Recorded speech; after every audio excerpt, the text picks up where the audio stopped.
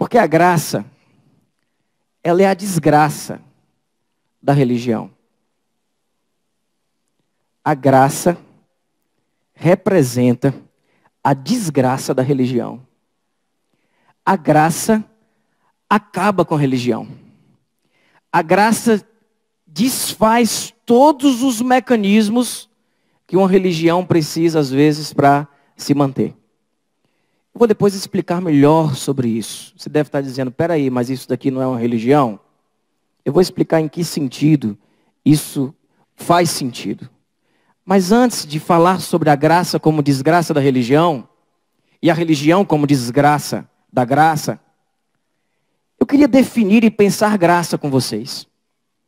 Por mais que nós tenhamos aqui falado sobre isso várias vezes, que você tenha no nosso canal do YouTube, na nossa internet, lá tudo, várias pregações sobre a graça, mas ainda fica uma pergunta, o que é a graça?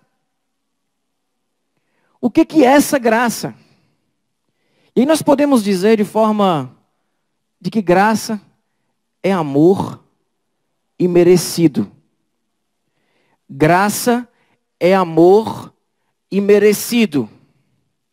Você não merece este amor, mas Deus te ama. Graça é o amor incondicional. Graça é o amor altruísta. Graça é o amor que insiste em te amar, mesmo quando teria todos os motivos para deixar de amar. Graça é o amor que não se justifica na natureza da coisa amada. Eu, você, não se justifica na nossa natureza. É o amor que se justifica na sua própria natureza. Porque Deus, Ele é amor. Por isso este amor não depende de nós para existir. Ele não depende nem mesmo de você crer para que ele seja verdade. Até mesmo na sua vida. Porque a graça é o amor imerecido. Não há nada que você possa fazer, nada que você faça na sua vida, que Deus deixe de lhe amar por isso. Isso é graça. Não há nada que você faça na sua vida, que Deus passe a lhe amar mais por isso. Porque Deus não nos ama numa condição daquilo que fazemos de certo ou de errado. O amor de Deus por nós não oscila no momento que nós acertamos ou erramos. A graça, ela não depende da nossa natureza, nem dos nossos erros e acertos. A graça, ela existe por si própria. É o amor de Deus por nós. É o amor de Deus por nós. O amor que eu não entendo. O amor que não dá para racionalizar. É a graça de Deus. Mas como eu falei, a graça é a desgraça da religião. E a religião é a desgraça da graça. Porque assim como a graça desarticula a religião, e eu vou já explicar por quê, parece que a religião também ela desarticula a graça. Porque ela busca caminhos que não são caminhos de encontro com a graça.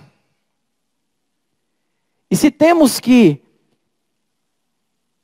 que destruir alguma coisa aqui, vamos destruir a religião, porque a graça de Deus é poderosa. Mas o que é a religião? Existem muitos conceitos ligados à religião. Existem conceitos que a religião é uma crença pessoal, de que ela é a crença de um povo, de uma comunidade que se reúne. Mas quando nós vamos à raiz etimológica da palavra religião, ela significa religare. Ela vem de um conceito de religare, de religar, de estar se religando. E aí onde está o problema? É que muitas vezes, e quase sempre, a religião se processa num mecanismo de uma tentativa do ser humano de se religar a Deus. A religião se torna uma maneira de nos religarmos a Deus através dos nossos atos, dos nossos feitos, das nossas boas obras, das coisas que nós fazemos de certo. É como se estivéssemos tentando acertar ou tentando fazer merecer para que chegue diante do Pai e o Pai diga: filho, você foi aprovado, pode entrar. E independente de qual seja a religião, ela tem essa característica de um foco em você se religar através do seu esforço, através das observâncias aos ensinos daquela religião, de você se religar a Deus ou a si mesmo, dependendo da abordagem. Mas o que Jesus veio trazer não foi isso. Jesus não veio nos dar um conjunto de observâncias e de ensinos, que nós cumprindo esses ensinos, nós vamos nos religar a Deus. Jesus veio de fato, através da sua vida, nos religar ao Pai. Jesus é a expressão da graça, porque Ele vem dizer: não tente se religar a Deus, você não tem como. Por mais que você faça boas obras, por mais que você tente ser bonzinho, você não vai se religar a Deus. Não tem um caminho ao Pai senão por mim. A graça, ela desarticula a religião não suporta a graça, pois ela não foi feita para a religião, mas ela foi feita para o homem. A graça ameaça tanto a religião, que Jesus foi morto pela religião, por ameaçar a religião com a graça. Jesus foi morto por religiosos. Quem matou Jesus não foi Herodes, quem matou Jesus não foi Pilatos, quem matou Jesus foram os religiosos.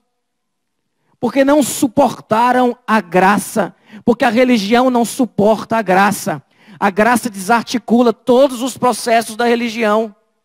A graça destrói as estruturas de poder.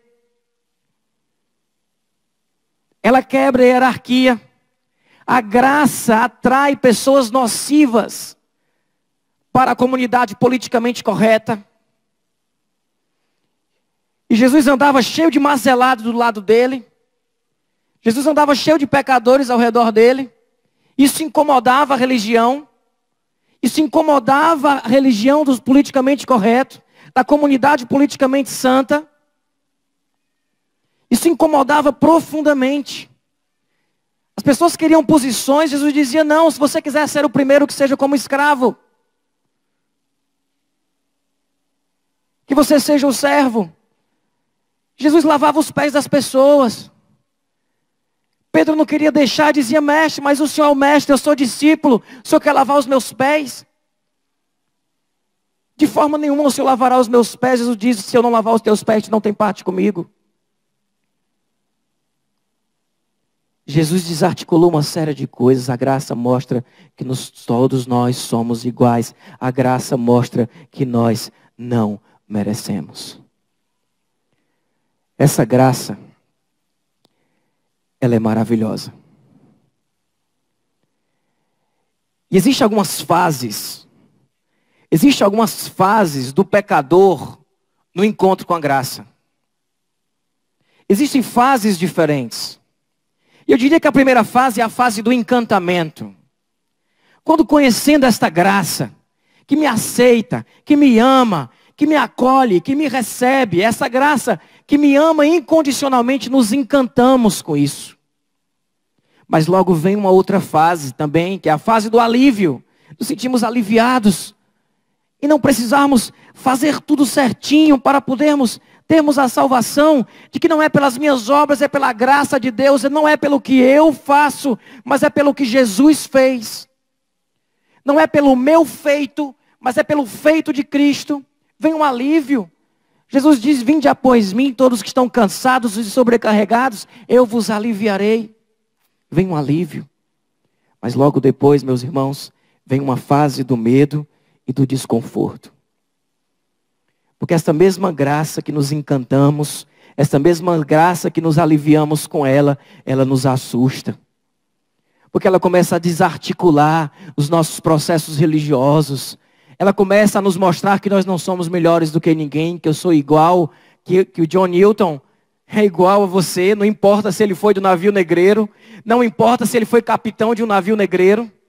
Ele mostra que aquela mulher adúltera, ela é tão amada quanto aqueles homens que estavam ali sem nada maculado no seu currículo religioso. Esta graça começa a nos dar medo, porque nós percebemos que não existe um conjunto de regras simplesmente que eu sigo e tudo dá certo na minha vida, que eu dependo do poder de Deus, e a graça tira o controle da mão do ser humano. A religião parece uma tentativa de colocar o controle na mão do ser humano, de se religar a Deus, de purgar os seus pecados, de crescer por si próprio, na sua disciplina, no seu esforço, no seu empenho. A graça tira esse controle da mão. A graça assusta. A graça assusta porque a nossa comunidade começa a ficar cheio de pessoas leprosas. Começa a ficar cheio de pessoas que parece que ameaçam a nossa santidade. A graça, ela tira o controle da nossa mão. A graça mostra que eu, como pastor, não tenho poder nenhum a mais do que ninguém que está aqui. A graça mostra que eu posso dizer como Paulo, de que todos os pecadores que estão aqui, eu sou o principal. A graça dá condição a alguém de subir aqui, pegar esse instrumento e tocar esse instrumento, mesmo estando vivendo uma vida de pecado. E quem aqui não está vivendo uma vida de pecado?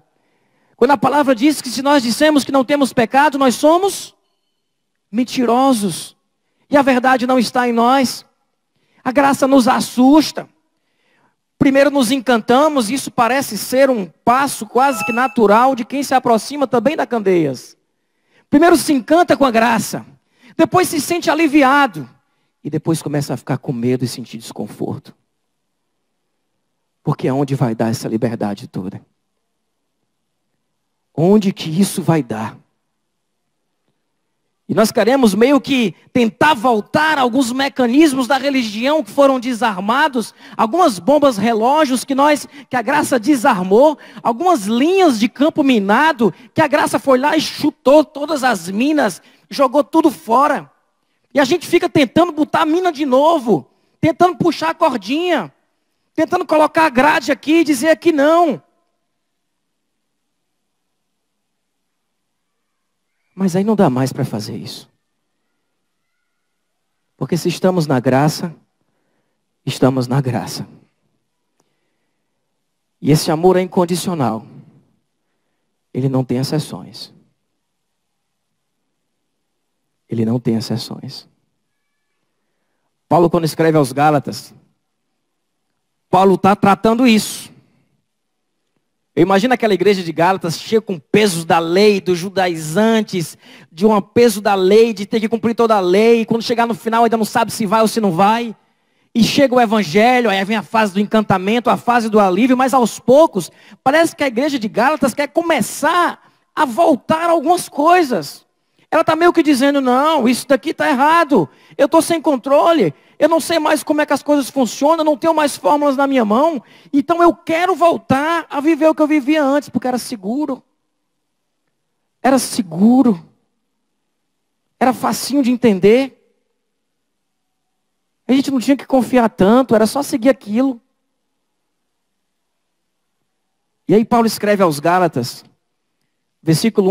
capítulo 1, versículo 6, ele diz, admiro-me de que vocês estejam abandonando tão rapidamente aquele que os chamou pela graça de Cristo, para seguirem outro evangelho. É muito pesada a carta de Gálatas, depois lê a carta toda. Mas à frente ele continua e diz, não anulo a graça de Deus, pois se a justiça vem pela lei, Cristo morreu inutilmente. Se vocês estão tentando pagar algo que Cristo pagou, Cristo não precisava ter pago. Depois ele continua em Gálatas 3, e ele diz, ó Gálatas insensatos, ó Candeias insensatas, quem os enfeitiçou? Não foi diante dos seus olhos que Jesus Cristo foi exposto como crucificado? Gostaria de saber apenas uma coisa. Foi pela prática da lei que vocês receberam o Espírito Santo? Ou pela fé naquilo que ouviram? Será que vocês são tão insensatos que, tendo começado pelo Espírito, agora vocês querem se aperfeiçoar pelo esforço próprio? Será que foi inútil sofrer em tantas coisas? Será que foi inútil? Aquele que lhes dá o seu Espírito e opera o milagre entre vocês, realiza essas coisas pela prática da lei? Ou pela fé a qual receberam a palavra? Vocês percebem, irmãos, o que é que Paulo está aqui tratando? Paulo está tratando de uma igreja que está na fase do desconforto e do medo. Se encantou com a graça, se sentiu aliviada, mas agora está assustada. Com as consequências, com os desdobramentos dessa graça.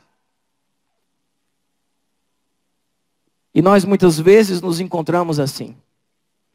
E aí eu queria deixar claro aqui algumas posturas que são incoerentes com a graça. Ficou claro que a graça? Ficou? Ficou claro a fase do encantamento e do alívio? Você consegue se ver? E a fase do medo e do desconforto? Você também consegue se ver? Eu passei por isso. Eu passei por isso.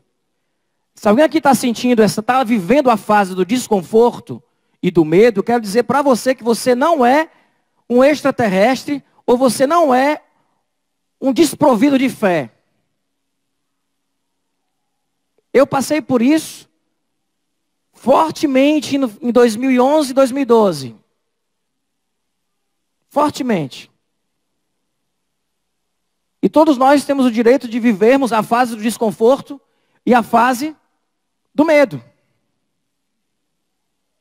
Mas eu queria alinhar com vocês posturas incoerentes com a graça. Aquela postura que quando você vê assim acontecer, você diz, não é laranja. Isso não tem a ver com a graça.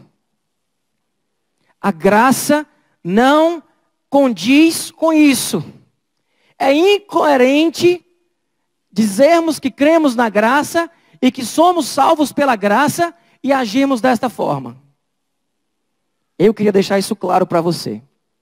Eu não vou me preocupar em alinhar aqui textos bíblicos, vou soltando o que vai vindo, não vou anotar PowerPoint, vou soltando aqui e você vai pegando, e vai percebendo, e vai entendendo. E a primeira postura que é incoerente com a graça, e nós precisamos bani-la do nosso meio, é a luta para merecer. Algumas coisas que vou falar aqui são óbvias, mas cuidado, porque nós caímos justamente naquilo que é óbvio. Nós brigamos pelas coisas mais bestas da face da terra. Nós nos afastamos, não é por um Big Bang espiritual na sua vida, às vezes é por um detalhe. E se tem algo que é incoerente com a graça, é lutar para merecer. Isso vem do nosso orgulho. O nosso orgulho não aceita a graça.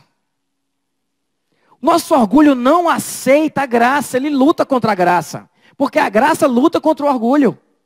Porque a graça nasce num coração que reconhece que é pecador, que está devendo e que não tem como pagar. E nós dizemos, eu não quero dever nada a ninguém. Eu não quero ninguém pagando minhas contas. Porque se alguém paga a minha conta, manda em mim.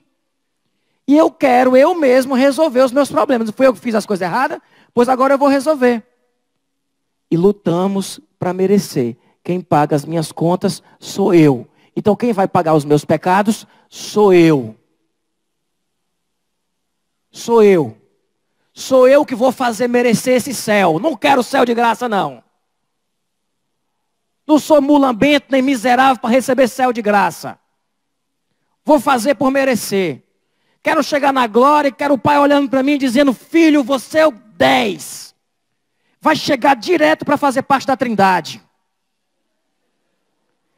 Quero chegar no céu e Deus olhando para mim e dizendo, cara, toma o meu lugar que agora eu vou sair de férias.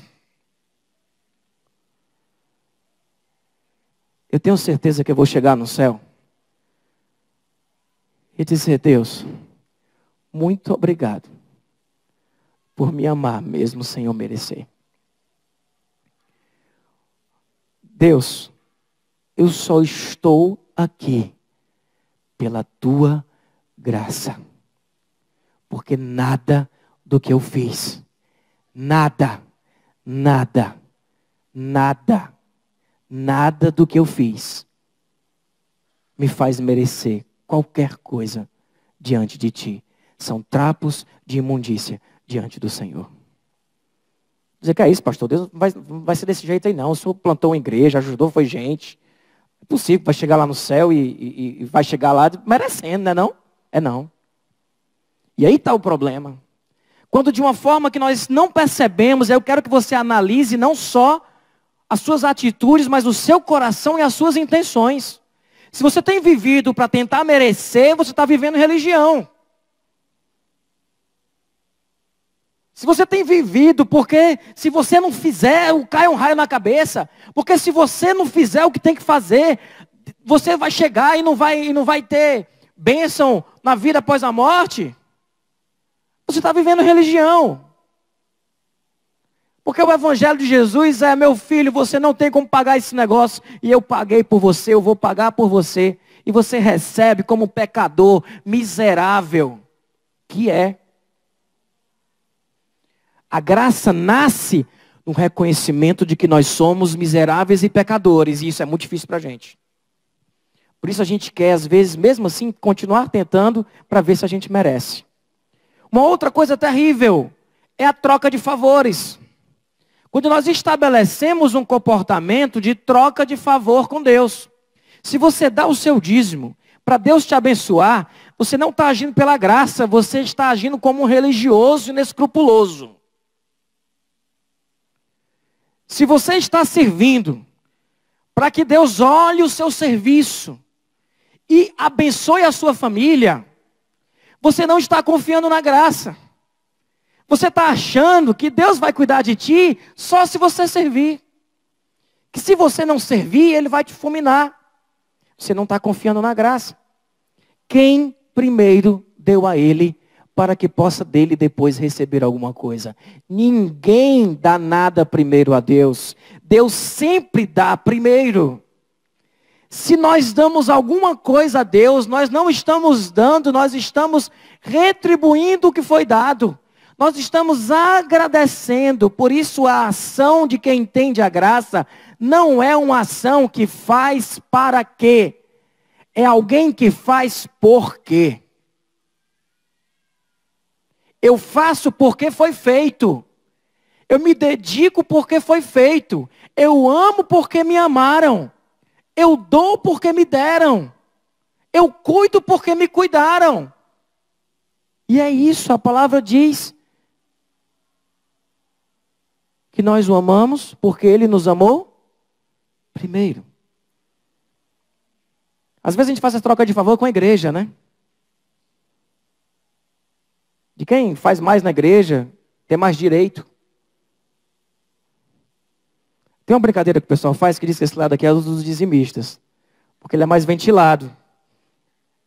Aí diz que é reservado para os dizimistas. É brincadeira isso. Porque tem mais vento. É privilégio de quem dá mais, recebe mais da comunidade. Isso não é verdade. Se a gente começa a dar mais ou a amar mais quem dar mais para a comunidade, a gente está vivendo a graça? Tá? A gente está vivendo religião. Uma outra coisa, a postura de cliente da fé. Qual é a postura de cliente da fé? É alguém que está aqui para receber. Está aqui só para receber. Ele está aqui como cliente. Eu vim para receber. Eu vim, o culto para ele é assim. Ele senta e diz no final se prestou ou não. E ele não entende que ele faz parte do culto. E quando ele sai daqui dizendo o culto hoje não foi bom, foi porque você não prestou um culto que preste. Porque o culto não é isso aqui que a gente faz aqui na frente. É o que todos nós fazemos juntos. E fazemos isso para quê? Qual é a ideia de culto, meus irmãos? É de virmos aqui para quê? Para ser abençoado com a palavra, para ter um louvor inspirativo, para ter uma, sei lá, receber alguma coisa. Não é. Essa é a ideia secundária do culto. É também uma ideia de culto, mas é secundária. A ideia primária de culto é: nós vamos aqui oferecer o nosso louvor e a nossa vida a Deus, porque esse Deus entregou o seu Filho por mim. Porque Ele me ama mesmo sem eu merecer. Culto é a ação da graça de Deus na vida da gente. Se for de outro jeito, não é condizente com a graça. É religião, é religiosidade. É tentativa de simplesmente de se abastecer. Isso é secundário. A gente se abastece aqui? Se abastece, não se abastece? Eu me abasteço todo domingo aqui, quando eu estou falando para vocês também. Eu me abasteço. Mas essa é a condição primária? Esta é o propósito primário? Não é. Outra coisa, a busca por primeiros lugares. Lideranças, cargos, destaques institucionais, reconhecimento, voluntário do mês, voluntário do ano, estrelinha na testa. Jesus combateu muito isso e a graça desarticula isso. Porque a graça vai dizer o quê? Que nós somos, e se somos o que somos, somos pela graça. Meus irmãos, se eu estou aqui falando para vocês, isso é pela graça. Porque nenhuma sabedoria vem do meu próprio coração, vem da minha própria mente, mas vem do alto e do Espírito de Deus que habita em mim. Nenhum reconhecimento se faz necessário, porque já estou aqui como resposta a tudo que Deus já tem feito na minha vida. Cuidado com a vanglória por feitos gloriosos. É algo também que não condiz com a graça. Quando nós fazemos algo maravilhoso na nossa vida, somos usados por Deus numa coisa muito boa, e você diz: poxa, como eu tenho ensinado bem, como eu tenho amado bem as pessoas, como eu tenho tocado bem. E o Marcelo hoje deu umas viradas invocadas, não foi? Como eu tenho tocado bem. Como eu sou capaz. Como eu sou capaz. Como sou um líder eficiente. Como sou um gestor competente. A graça desarticula isso. Porque se fazemos alguma coisa, fazemos porque o Espírito nos dotou, porque o Espírito nos deu os seus dons, porque o Espírito Santo de Deus nos criou dessa forma, nos criou com esses talentos. Não há espaço para vanglórias. Tenho certeza que não vou chegar, a gente está hoje encerrando as comemorações dos 10 anos da Candeias. Eu tenho certeza que não vou chegar lá no céu e vou dizer assim: Deus, olá Deus, a Candeias, me garanti, não foi não? Sabe por que eu não vou falar isso? Porque eu tenho plena consciência de que tudo que tem sido feito aqui tem sido feito pelo poder de Deus. Até aquilo que tem a ver comigo. O que não tem a ver comigo e o que tem a ver comigo foi feito pelo poder de Deus. Então o entendimento da graça, de que nós não merecemos, de que Deus é que nos dá tudo, é Deus que nos sustenta, é Deus que nos guia, nos mantém humildes e não religiosos. E não religiosos, mas não estou tentando me ligar a Deus. Eu não estou aqui fazendo essa obra para que Deus olhe para mim e eu me conecte a Ele. Eu não preciso fazer essa obra para isso. Eu não preciso abrir igreja para ser aceito por Deus. Eu não preciso me fugir de tentações para ser aceito por Deus. Eu não fujo de tentações por isso. Eu não faço essa obra por isso. Eu faço essa obra movido pela graça. E simplesmente movido pela graça. E aí, vem o sexto. Que é a vanglória por feitos de graça.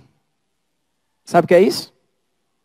É chegar lá no céu e dizer assim: Deus, você viu como eu aceitei as pessoas? Você viu como a gente foi uma igreja da graça? Como eu disse assim: olha, nós aceitamos todas as pessoas imperfeitas. Você percebe, Deus, como a gente foi perfeito? Nós não aceitamos pessoas imperfeitas porque nós somos perfeitos. Nós aceitamos pessoas imperfeitas porque nós somos imperfeitos. Vocês percebem?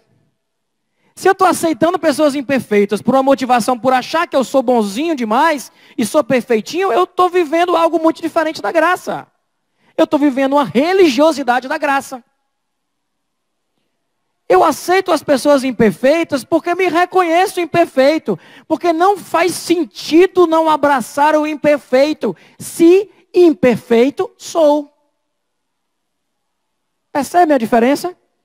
Meus irmãos, você percebe como isso é sutil? Vocês percebem como para um triz, a gente foge da ação pela graça e vira uma ação religiosa? Vocês percebem?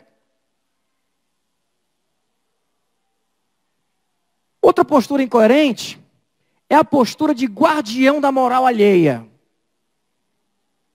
Quando nós nos tornamos guardiões da moral do outro.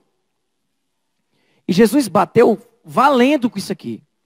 Ele diz, vocês colocam sobre os outros, dizendo aos fariseus, um fardo, um peso, que nem mesmo vocês podem suportar. Hipócritas. Por que fazem isso? E meus irmãos, me dá um arrepio. E me dá vontade de matar. Quando eu vejo um pecador, e eu sei dos pecados, olhando para o outro pecador, e cuidando da moral do outro. E é por isso que a gente precisa da graça, porque nessa hora dá vontade de matar. Dá vontade de chegar assim, pai, vem cá. Deixa eu passar na tua cara os teus pecados. Deixa eu te mostrar como tu não é bonzinho. Dá vontade, irmãos, dá vontade. Eu não tenho feito isso não, graças a Deus. Tenho deixado Deus mostrar, porque não adianta, né? Senão, não adianta. Às vezes, vem cá, tu está falando de quem? Dá vontade de fazer igual o Natan, às vezes. O que é que você faria com uma pessoa, Natan fez com Davi, com uma pessoa que fez isso, da pá. Rapaz, eu mandava matar. Essa pessoa é você. Pecador. Deixa de cuidar da vida dos outros. Deixa de se preocupar com o pecado dos outros. Você é tão pecador quanto. Você não é menos pecador, não. Talvez não seja mais, mas também não é menos. É pecador do mesmo jeito. Para de cuidar da moral do outro.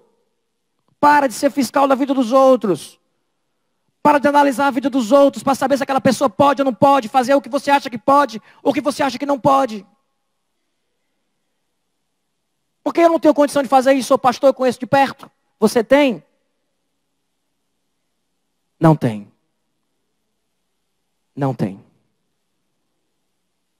Então, deixe de ser um guardião da moral alheia.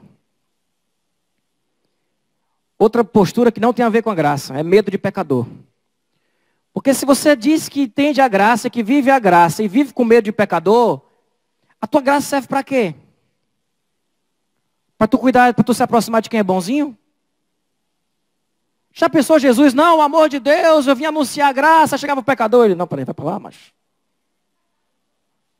Eu falei, não, olha, você tudo bem, mas você é porque foi 3 vezes. Esse aqui pode, porque só foi uma vez, mas tu foi 3. Aí 3 vezes já não dá, né, irmão? Faz o seguinte, vai andar ali com João Batista. E vê se você vai ser decapitado também. Jesus não fazia isso. Jesus não tinha medo de pecadores, Jesus amava pecadores. Porque a graça não tem medo de pecado, porque a graça é maior que o pecado. A graça perdoa o pecado, a graça cobre o pecado. Não existe motivo para ter medo de pecado. A graça transforma o pecado. Não existe motivo para temer. Percebe, irmãos? Jesus não tinha medo de pecador. Olhe para Jesus. Jesus podia dizer, rapaz, desses 12 aqui, faz um ano, vamos fazer chamava um consultor, disse assim, olha, desses 12 aqui, eu estou vendo que tem uma galera aqui que não é legal, é melhor a gente afastar. Jesus não afastou, Jesus não tinha medo de conviver com Judas, queria traí-lo, de conviver com Pedro, queria negá-lo, de conviver com Tomé, que não iria crer quando ele ressuscitasse. Jesus, quando foi, lavou os pés de tudinho. Jesus não tinha medo de pecador. Chegava a mulher pecadora, e ele sentado na mesa conversando com os fariseus aqui, rapaz, é porque tal, e a mulher pecadora começava a lavar os pés dele. Todo mundo, A postura, Se esse homem fosse profeta, ele saberia que tipo de mulher lava os seus pés. O que é que Jesus faz, meus irmãos? Jesus olha para aqueles religiosos e diz: eu entrei na casa de vocês e vocês não beijaram os meus pés. Eu entrei na casa de vocês e vocês não me ofereceram nada. Mas essa mulher, desde que entrou aqui, que beija os meus pés. Chora aos meus pés e enxuga com seus cabelos. Pois digo a vocês, de que aquele a quem muito foi perdoado, muito ama. Aquela mulher amava mais, porque reconhecia o quanto tinha sido perdoado. Jesus não tinha medo de pecador. Estava lá Zaqueu trepado na árvore, como diz o bom cearês. E ele diz: Zaqueu, desce daí, que hoje eu vou comer na tua casa. Vocês têm noção do tamanho do escândalo? Mas isso é perigoso, porque Jesus vai comer na casa do Zaqueu. E aí todo mundo vai achar que pode sonegar impostos. Porque Jesus foi comer na casa dele. Aquela mulher que é adulta, eu estava lavando os pés de Jesus e agora todo mundo vai achar que pode adulterar e ser mulher da vida. Isso vai acabar com a família do Brasil. Percebem, irmãos? Jesus não tinha medo de pecador. E a igreja de Jesus Cristo não pode ter medo de pecador. Até porque a igreja de Jesus, ela é pecadora. E não faz sentido. Não faz sentido. Outra postura que a gente tem, não condiz com a graça, é apedrejamento de pecador. Apedrejamento de pecador. Aí tem a mulher adulta, eu vou passar para a próxima, porque isso aqui não tem nem o que falar. Não tem nem o que falar. Tem o que falar, meus irmãos? Só lembre-se de o seguinte: existem muitas maneiras de se apedrejar alguém.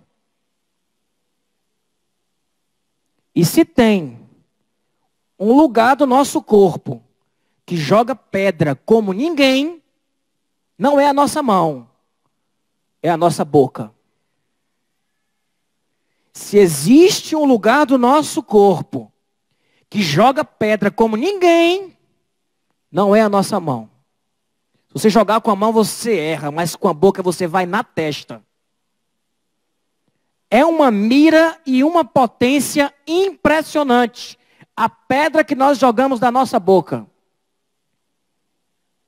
Isso não condiz com a graça. E tanto é incoerente que Jesus, na hora que viu aquela cena, eu imagino Jesus com vontade de explodir aquele negócio. Acho que não, né? Só se fosse eu no lugar dele. Aí Jesus senta e começa a escrever no dedo, com o dedo no chão, os pecados daquelas pessoas. Tu tá jogando pedra, imagina aquele religioso lá. Tu tá jogando pedra por quê se tu bate na tua mulher? Tu tá jogando pedra por quê se você vive também em prostíbulo e tá querendo apedrejar uma prostituta? Você tá jogando pedra por quê se você fala mal de todo mundo e só gera confusão?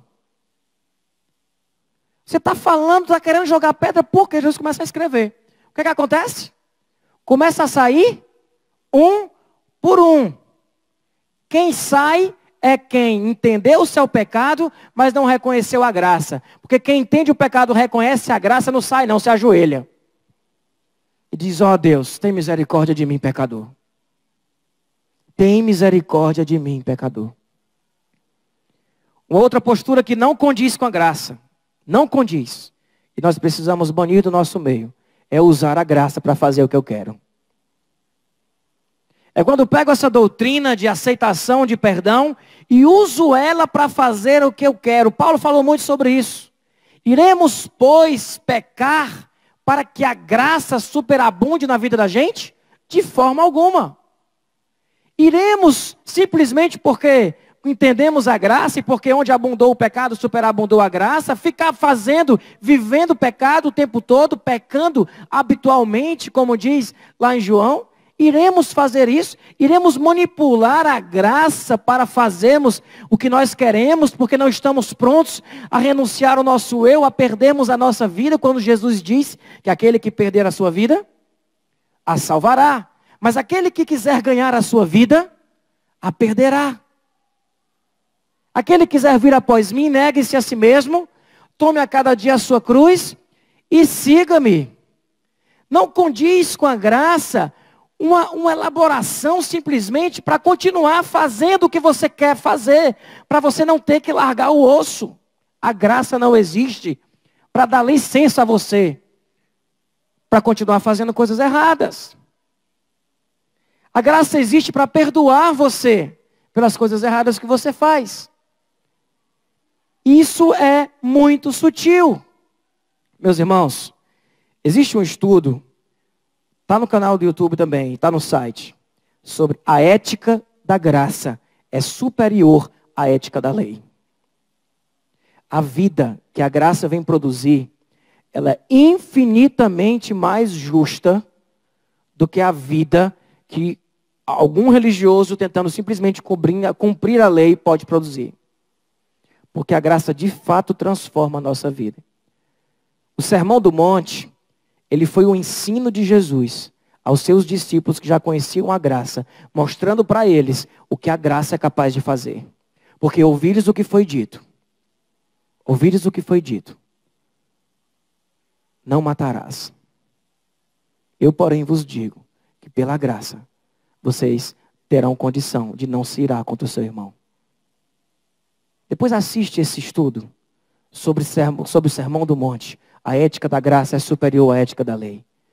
Porque aquilo que a graça produz de vida é infinitamente mais santo do que aquilo que a lei pode produzir na vida da gente. Não use a graça para fazer o que você quer. Não use. Porque a graça não é uma lei. A graça não torna o errado certo. A graça não torna o ruim em bom.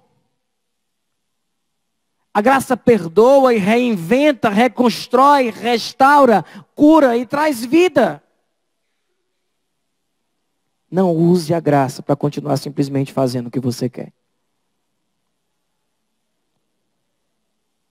Uma outra coisa que tem a ver com isso, que é uma postura equivocada, é a postura de condicionar graça com transformação. Nós muitas vezes estamos condicionando graça com transformação. E nós fazemos o quê? Nós erramos quando fazemos isso. Porque não é a graça que está condicionada à transformação, é a transformação que está condicionada à graça. Não é a transformação que é a condição da graça. Você só vai ser transformado pela graça. Não é o contrário, que se você só vai receber a graça se você for transformado. Porque aí não é graça. Aí não é graça. E nós, às vezes, no nosso discurso, nós vacilamos. E existe uma regrinha, ou existe uma dica, para você entender qual a ênfase que você está dando quando você fala sobre isso. E eu peguei isso lá do Felipe Seabra, que diz o seguinte: preste atenção onde você coloca o mas. Certo? Isso vai fazer a diferença. Porque se você coloca verdade, mas graça, ou graça mais verdade, faz toda a diferença. Colocou aí? Vamos dar um exemplo? Para vocês entenderem? Primeiro tópico, qual é? Verdade. Qual é a verdade?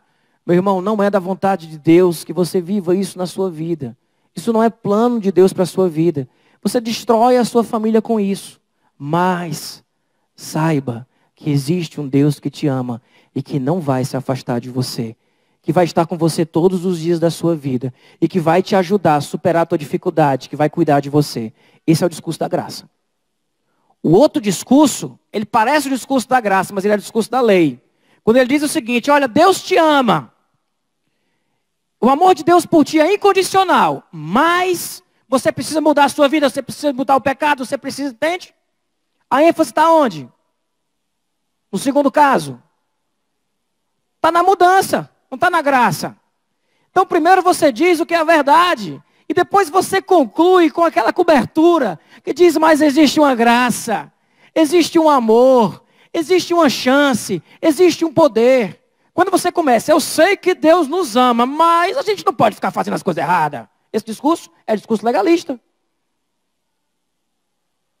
O discurso da graça é, Deus, nós não podemos ficar fazendo as coisas erradas. Mas sabemos que mesmo que continuemos, mesmo que caiamos, existe uma graça e um amor para nos perdoar. Vocês percebem a diferença? Aí você procure saber onde é que você está colocando mais. Se você está falando verdade, mas graça, você está certo.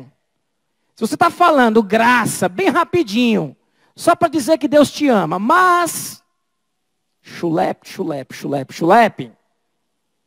Esse discurso parece com o discurso da graça, mas ele não é. A graça traz vida, a graça traz transformação. E nós cremos nisso. Outra coisa que não condiz com a graça é o olho por olho, dente por dente. Fez comigo, vai levar. Não é assim. A graça desarticula esse processo. Do pagou, levou. Do fez, tome. De mim ninguém rouba. Comigo ninguém fala desse jeito. A graça desarticula isso. Porque nós recebemos pelo mal que nós fizemos, nós recebemos o bem. Como é que nós vamos pagar o mal pelo mal? Se recebemos o bem pelo mal, como vamos pagar o mal com o mal? Precisamos pagar o mal com o bem. Isso é graça. Isso é graça. E é incoerente com a graça não perdoar. Meus irmãos, eu sei que é muito difícil perdoar. Mas será mais fácil perdoar. E vai fluir do seu coração com naturalidade quando você estiver vivendo na graça. Porque se Deus me perdoou, quem sou eu para não perdoar o meu semelhante? Se Deus me perdoou, como posso eu não perdoar? Jesus contou várias histórias e várias parábolas sobre isso. Falando sobre esse perdão, que é resultado da graça de Deus na vida da gente. Vamos vencer a fase do medo e do desconforto. E vamos aprender o que é a última fase, que é a fase de viver a graça. E aí eu encerro com Gálatas 2, 20 e 21, quando Paulo diz: fui crucificado com Cristo. Assim, já não sou eu quem vive, mas Cristo vive em mim. A vida que agora vivo no corpo, vivo-a na fé do Filho de Deus, que me amou e se entregou por mim. Não anulo a graça de Deus, pois se a justiça vem pela lei, Cristo morreu inutilmente. Amém, irmãos? Nos encantamos com a graça, nos aliviamos com esta graça. Depois passamos a viver um pouco com medo e desconfortáveis com ela. Mas em seguida, aprendemos o que significa viver na graça. E viver pela graça. Abaixe sua cabeça. Te pedir o ministério de louvor que venha aqui à frente.